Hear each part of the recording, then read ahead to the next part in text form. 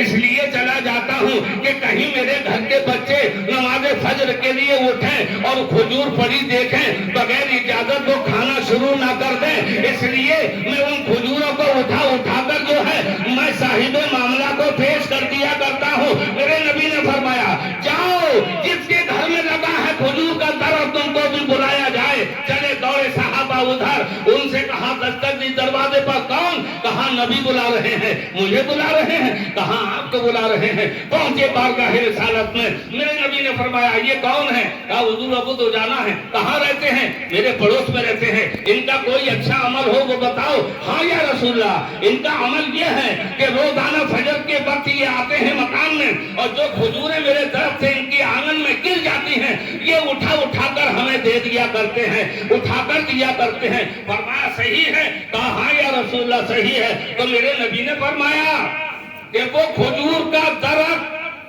توجہ ہے، بولو سبحان اللہ، سبحان اللہ، خاموشی کا مقام نہیں، سبحان اللہ۔ یہ دو حدیث سنا رہا ہوں کہ جس حدیث کو سننے کے بعد گناہ جھڑتے ہیں نیکیاں مل جایا کرتی ہیں، یہ وہ حدیث ہے کہ سننے کے بعد مغفرت کا سامان تیار ہو جایا کرتا ہے، یہ وہ حدیث ہے کہ جہاں دعائیں مقبول ہوا کرتے ہیں۔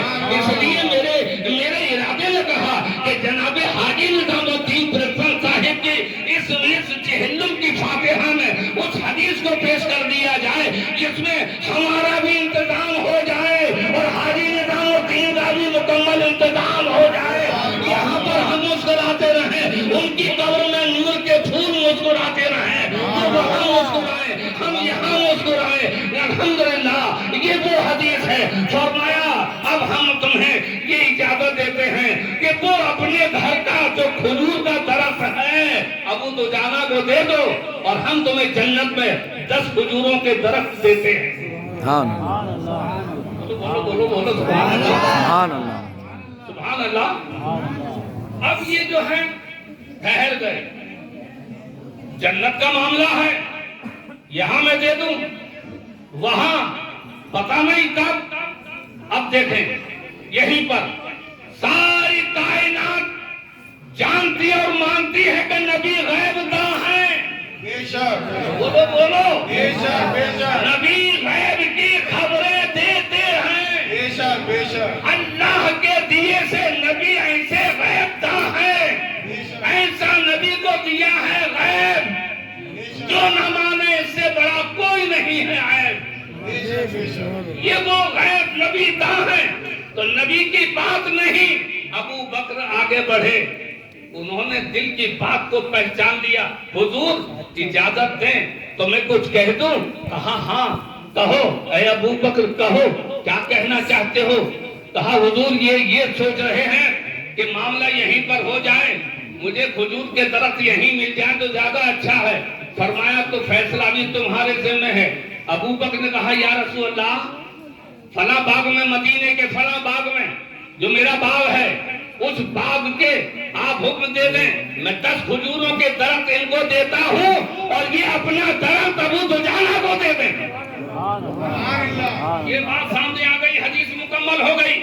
فرمایا ہاں یا رسول اللہ منظور؟ کہا حضور منظور ہے۔ سبحان اللہ، منظوری مل گئی۔ اب یہ چلے اپنے گھر، وہ چلے اپنے گھر، وہ ادھر وہ ادھر۔ ابو دجانہ نے اپنے گھر جا کر کہا مبارک ہو بچوں، مبارک ہو۔ کہا کائی کی مبارک؟ کہا ہمارے نبی نے یہ جو گھر میں برابر میں لگا ہے درخت حضور نے ہمیں دے دیا۔ کہا ابا جان کیا بات، آپ کا دماغ ٹھیک ٹھاک ہے؟ ان کے گھر میں لگا ہے، ہمارے گھر میں کیسے آ سکتا ہے؟ فرمایا خبر نہیں ہے، خبر نہیں ہے۔ ارے انہوں نے فیصلہ دیا ہے کہ جنہوں نے مقام صحابہ پہ کھڑے ہو کر اپنی انگوٹھ سے شہادت سے اشارہ فرما دیا تو چاند نے سینہ چاک کر دیا تھا۔ انہوں نے حکم دیا ہے، نماز عصر قضا ہونے والی تھی مگر نبی نے حکم فرما دیا، ڈوبے ہوئے سورج کو واپس فرما دیا۔ یہ ان کا حکم ہے کہ جن کا قدم پتھر پہ پڑ گیا تو پلھل کر موم بن جاتا ہے۔ انہوں نے حکم دیا ہے کہ یہ کھجور کا درخت ہمیں دے دیا۔ سبحان اللہ، اللہ رات ہو گئی، سو گئے۔ جن کے گھر میں لگا تھا انہوں نے اپنے بچوں سے کہا کہ یہ کھجور کا درخت ابو دجانہ اس کے مالک ہو گئے ہیں.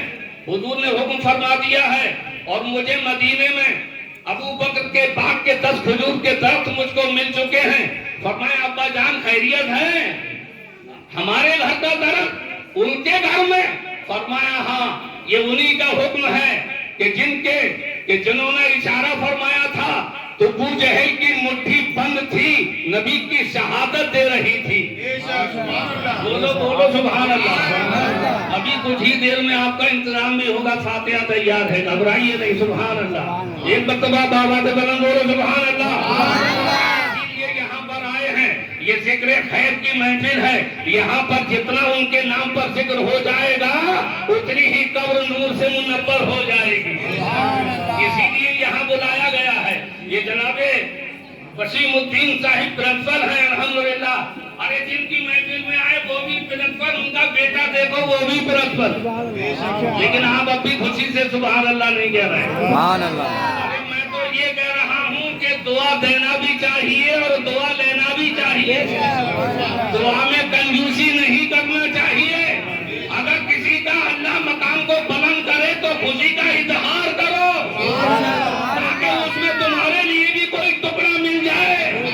اگر کنجوسی کرو گے تو ٹکڑے سے محروم ہو جاؤ گے. اس لیے جس کا جو مقام ہوا کرے اس مقام کو عزت دیا کرو. آج ہمیں ضرورت ہے. اس محفل پاک میں وکیل حضرات بھی ہیں، اس محفل پاک میں اچھے اچھے ماسٹر اور ڈاکٹر بھی ہیں. یہ کریم ٹائپ کی محفل ہے. سبحان اللہ. ایسے ایسے چمکتے ہوئے یہاں روشن ستارے نظر آ رہے ہیں کہ جن کے چہرے کو دیکھیے سمجھے خوشی حاصل ہوا کرتی ہے. ارے جب ہمارے آپ کے چہروں کو یہ عالم ہے تو نبی نے جسے بنایا علی کے چہرے کا عالم کیا ہوگا؟ اور جس نے علی کے چہرے کو دیکھا، جانتے ہو علی کے چہرے کو جس نے دیکھا تو دیکھ کر کہا ارے جب علی کا چہرہ ایسا ہے تو نبی کا چہرہ کیسا؟ سرکار علی کی ولادت کعبے میں ہو رہی ہے اور شہادت بھی مسجد میں ہو رہی ہے. سبحان اللہ. یہ وہ علی ہیں کہ جن کے در سے ولایت بٹی تو کوئی بغداد کا غوث اعظم بنا. ولایت ملی تو اجمیر کا شہنشاہ خواجہ بنا. ولایت ملی بٹی تو کلیر میں صابر اعظم بن گئے. سید سالار مسعود غازی بن گئے. سلطان جہانگیر اشرف سمنانی بن گئے. حضرت علاؤل پنڈوی بن گئے. جن کے در سے بھیک بٹی تو کوئی جنید بغدادی بن گیا، کوئی رابعہ بصری بن گیا. حضرات یہ نبی یہ علی کے در کی بھیک. ارے جب علی کو نبی نے بنا دیا، نبی پاک نے فرمایا انا مدینۃ العلم وعلی بابها. میں علم کا شہر ہوں، علی اس کا دروازہ ہے. حضرات وقت نہیں ہے، میں اشارے میں آگے بڑھ رہا ہوں، قریب آ چکا اور پھر وہیں آ جائیے. سارے بچے سو گئے دونوں گھروں میں. ابو دجانہ کے بچے بھی سو گئے، وہ بھی سو گئے. جب سو کر اٹھے تو کیا دیکھتے ہیں کہ پڑوسی کے مکان سے نکل کر وہ کھجور کا درخت ابو دجانہ کے گھر میں مسکرا رہا تھا. ابا امی جان، ہاں ذرا اٹھو جلدی، کیا بات ہے؟ کھجور کا درخت ہمارے گھر میں. ارے فرمائیے کھجور ہے، بھیجنے والے ہمارے حضور ہیں. اور میں آپ کو یہ بتاؤں، امام اہل سنت اعلیٰ حضرت فرماتے ہیں ان کی مہک نے دل کے غنچے کھلا دیے ہیں. راہ چل دیے ہیں، کوچے بسا دیے ہیں. اللہ کیا جہنم اب بھی نہ سرد ہوگا، رو رو کے مصطفیٰ نے دریا بہا دیے ہیں. آنے دو یا ڈبو دو، اب تو تمہاری جانب کشتی تمہیں پہ چھوڑی، لنگر اٹھا دیے ہیں. جب آ گئی ہیں جوش رحمت پہ ان کی آنکھیں جلتے بجھا دیے ہیں، روتے ہنسا دیے ہیں. سبحان اللہ. اور ایک دل ہمارا کیا ہے؟ سبحان اللہ. آزار اس کا کتنا، ایک دل ہمارا کیا ہے؟ آزار اس کا کتنا. تم نے تو چلتے پھرتے مردے جلا دیے ہیں. یہی اسلام کی تاریخ میں حضرت شاہ اسماعیل رحمت اللہ تعالی علیہ کی ذات ایسی ذات ہے کہ زندگی بھر پڑھا کرتے تھے سبحان اللہ سبحان اللہ. نماز پنجگانہ قرآن کریم کی تلاوت کے علاوہ روزانہ پڑھا کرتے تھے 40,000 مرتبہ. سبحان اللہ. کیا پڑھتے تھے؟ جو آپ سے کہلوایا جا رہا ہے یہی پڑھا کرتے تھے. ارے بولو بلند آواز سے، کیا پڑھتے تھے؟ سبحان اللہ. سبحان اللہ سبحان اللہ. کتنی مرتبہ؟ 40 بار نہیں، وہی 40 کا چلہ یاد کر لیا. 40,000 40,000 بار. اور سنو، بات یہیں پر ختم نہ ہو جاتی. جب ان کا وصال ہو گیا غسل کے تختے پر، جب ان کو لٹایا گیا، یہی بات ختم ہونے کے قریب ہے، یہی پر مکمل کر دوں گا الحمدللہ.